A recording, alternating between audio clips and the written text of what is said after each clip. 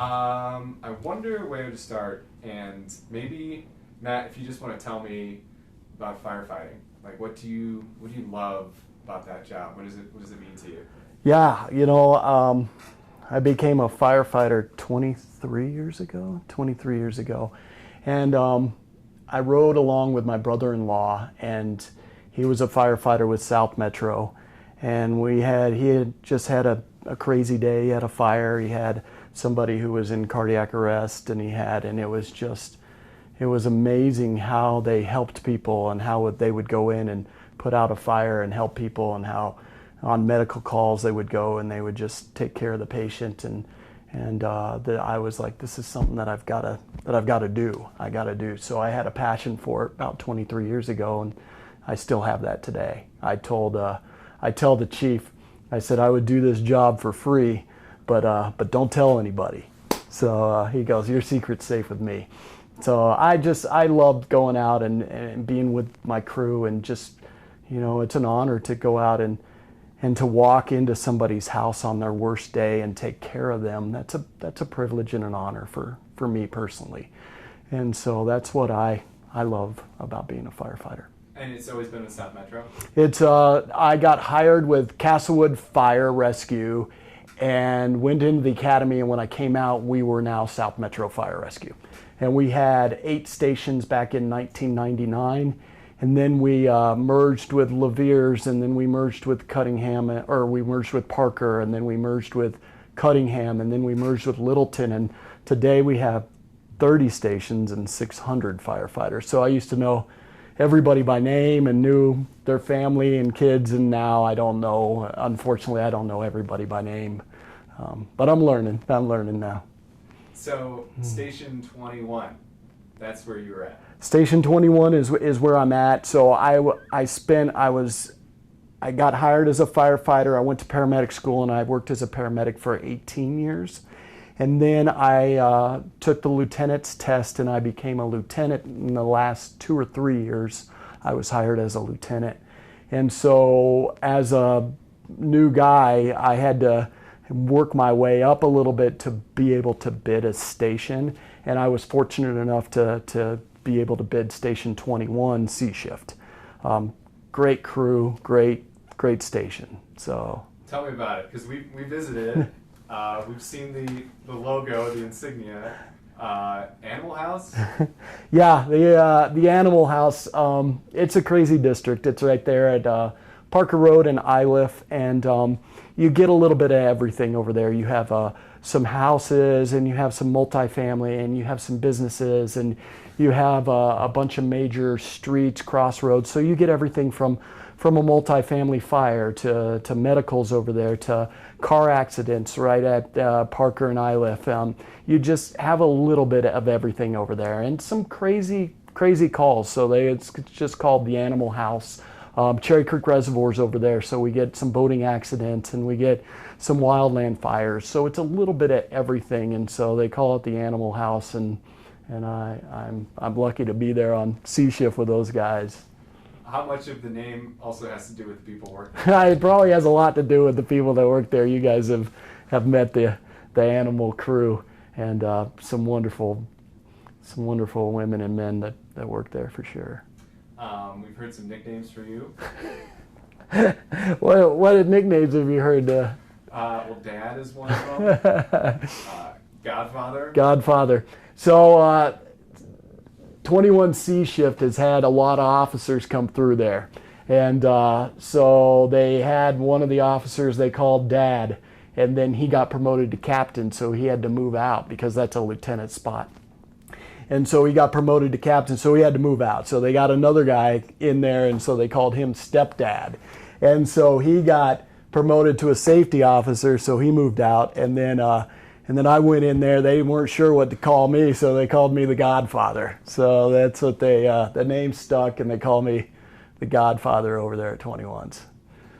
How much of the job is about the guys and the women you're working with and the camaraderie? How important is that?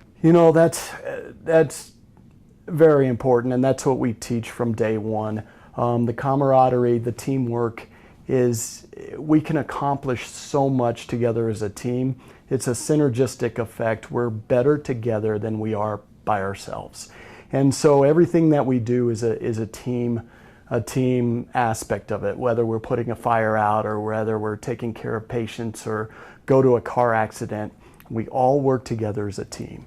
And we don't try to do too much and we don't try to do too less. We have to be able to count on each other just to do our own job.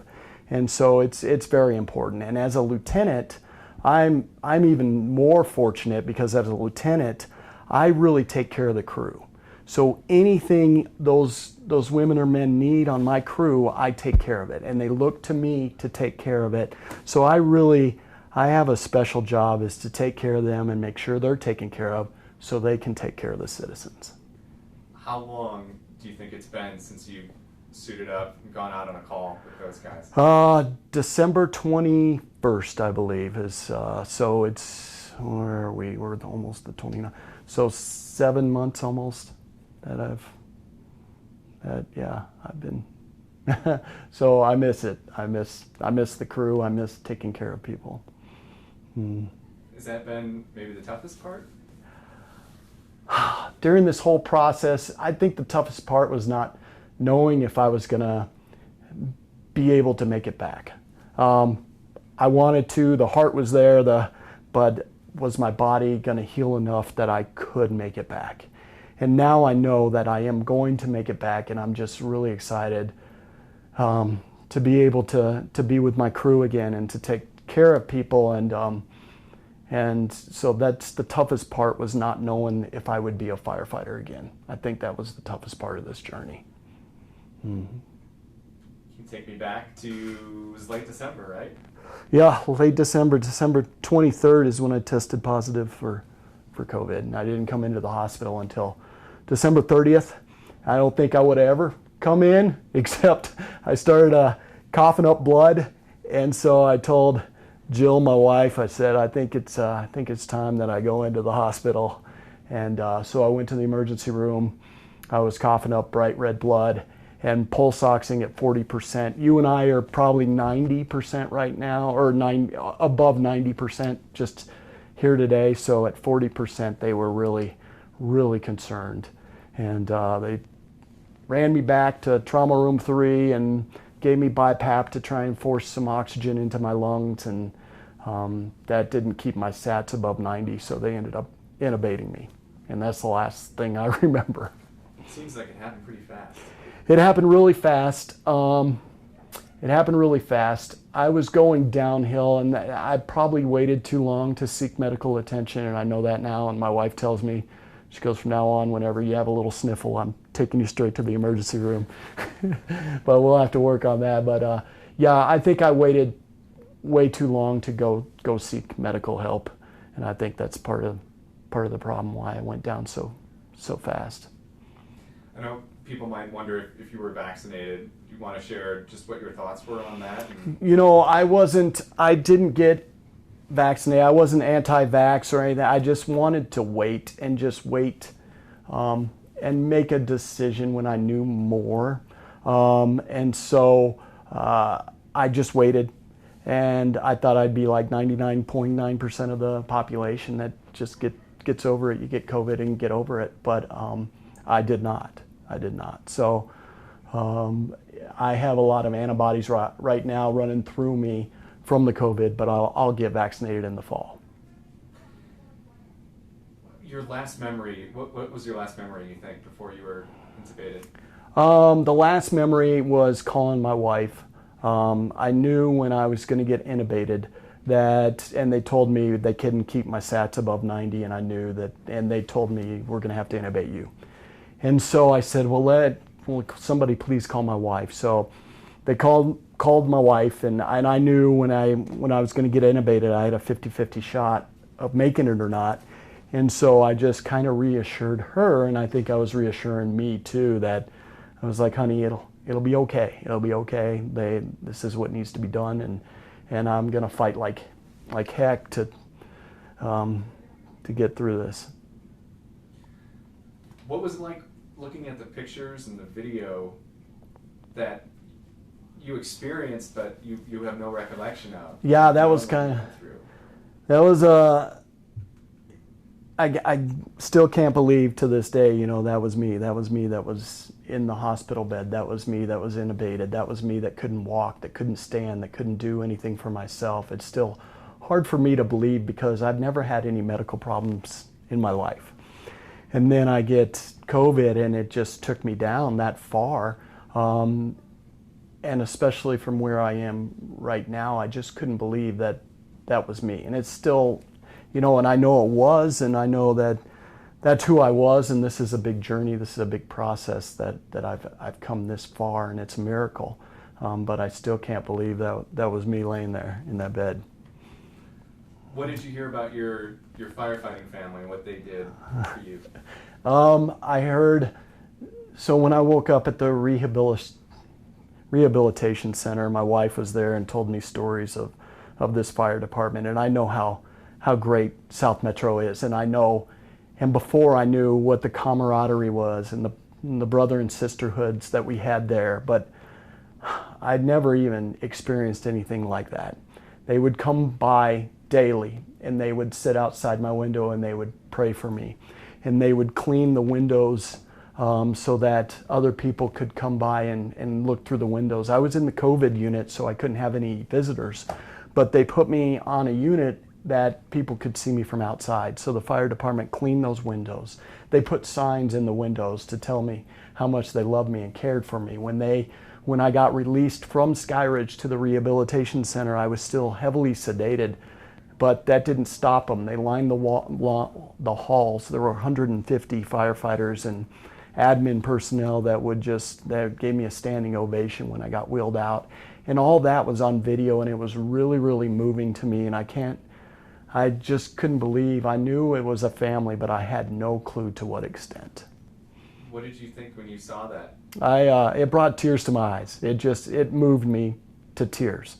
That so many people cared so much about me and my family, and they just took care of us. They just took us under their wing and just took care of us. They fed, they had a meal train. They dropped off meals every night at my house so that my kids and my wife could have dinner, and my wife Jill didn't have to worry about cooking or what she was going to do for the kids. They were taken care of every single night that I was in the hospital. And that's just one example. They took my kids to the movies. They took them to play to bowling. They took them, one of the firefighters took them down to the aquarium and went on a shark dive with all four of them down there at the aquarium. So they stepped up and just took care of my family, whatever need they had. And that was so moving to me. You learned all this after the fact. That's got to be so overwhelming. I learned all this after the fact, and I was speechless. I couldn't believe. I would keep saying to Jill would tell me all these stories, and I was just in awe. And I was like, I can't believe they took all four kids? And she's like, oh yeah, all four of them. And so it was just incredible the way this fire department, my family, took care of all of us. So you had that family, and you also had this family. I did. My wife is the strongest person I know. She wouldn't let me give up when I wanted to give up on myself. And she pushed me every single day. And I'm not where I am today without her. And she's so strong, mentally, physically. She's just the strongest person I know. She'd probably say the same about you.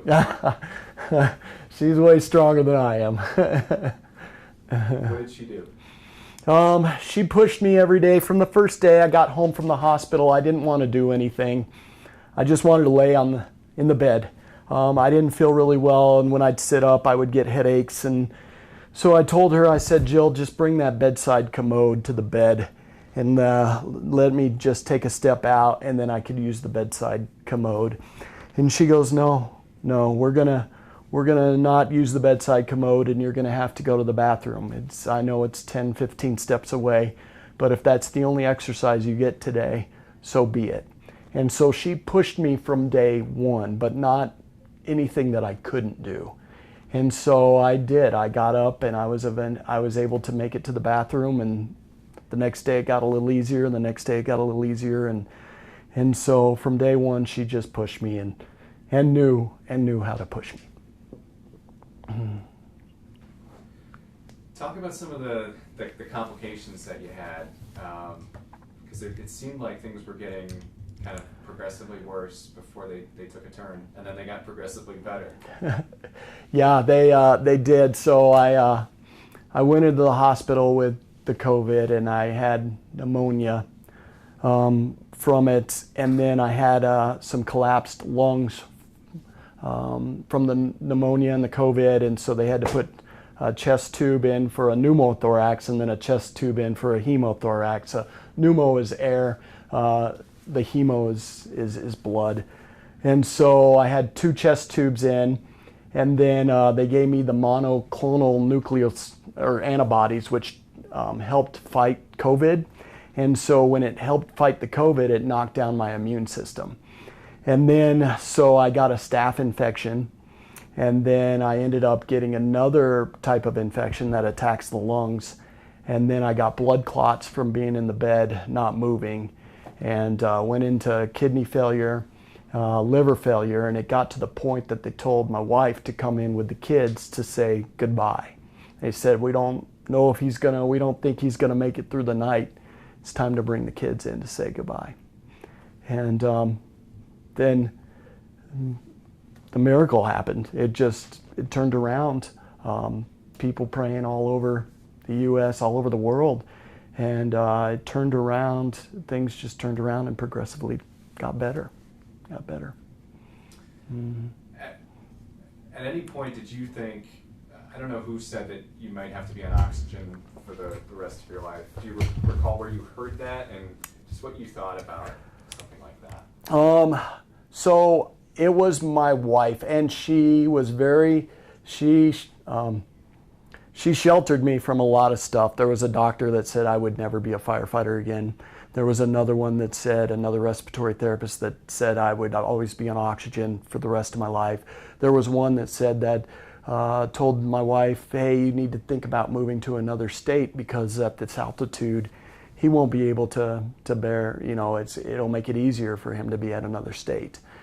And so when I started getting better and my wife knew I was going to beat all these odds, that's when she started telling me these stories. Because she knew that I needed to be lifted up and I needed to believe that I was going to get better, which she knew I was. And then when I started believing it, then she could tell me these stories. So she really kind of sheltered me. I know we've talked to you about just being on oxygen for 2 weeks, and it's crazy.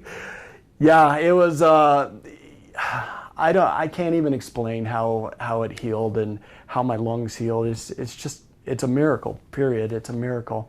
I started watching my pulse ox because there wasn't a lot for me to do while I was at home. I could only go from the loft to the bedroom, the loft to the bedroom, and just try to develop my strength.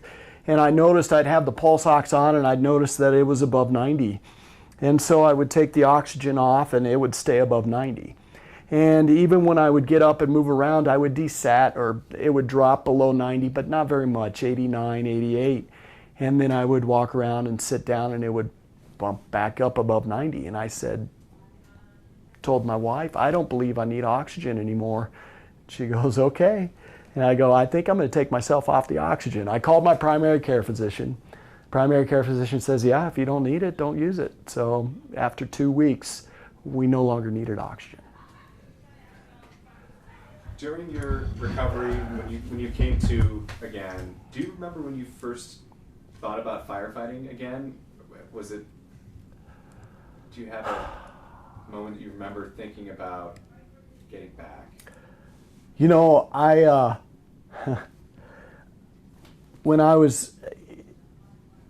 I told everybody I miss work, and they were like, you miss work?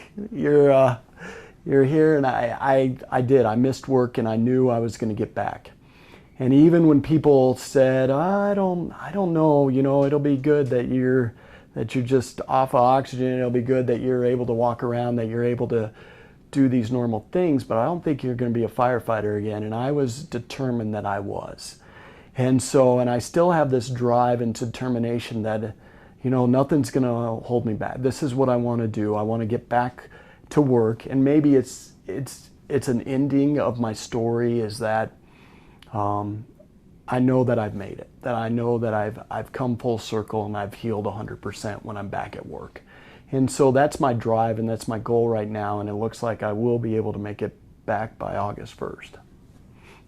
Yeah, because you said you could start today, you feel well enough to start today, but mentally there has to be something about that first day when you're back that tells you that, like, I beat this, or I did it, or what do you think it is?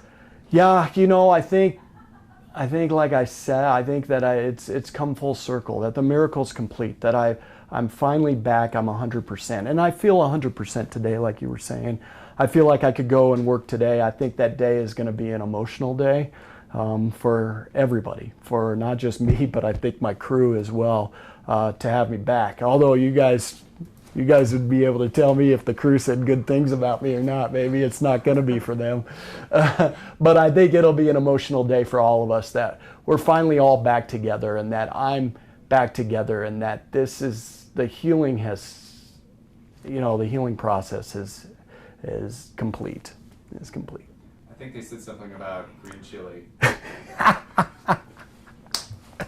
Yeah, so they would never let me cook, and I don't know if it was my cooking, it's probably my cooking, but I would always tell them I can make green chili. I make good green chili, I'd tell them, and so they said, okay, well, today's your day to cook, make the green chili.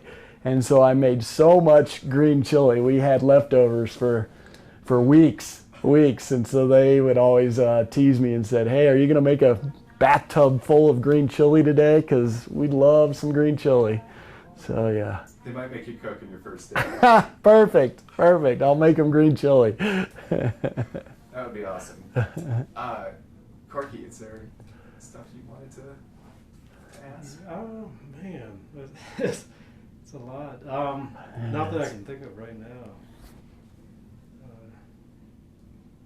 I mean, are there any decorations at the firehouse you miss especially, that, or you know, anything about the firehouse in particular? We've heard people like at the firehouse just say like how much they love that place, like Mm-hmm. how it's unique. Mm-hmm. It's a very unique firehouse. People love it because it's kind of on an island by itself. So when you get a fire, your next nearest station is a ways out.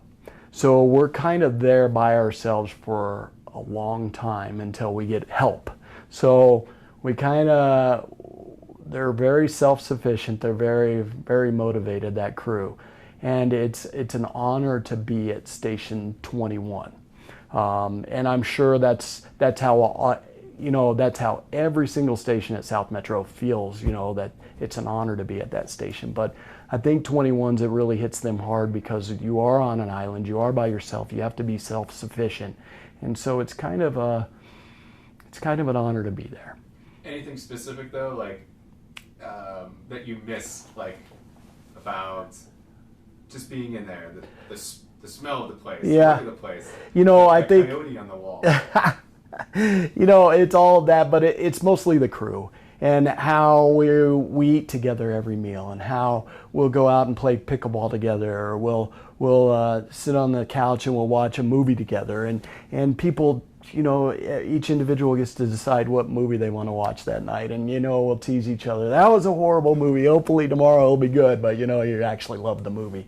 So I just miss the camaraderie with the crew and things we would do as a crew. I miss the trainings we do, and pulling hose and throwing ladders and hitting hydrants and just driving around and just laughing.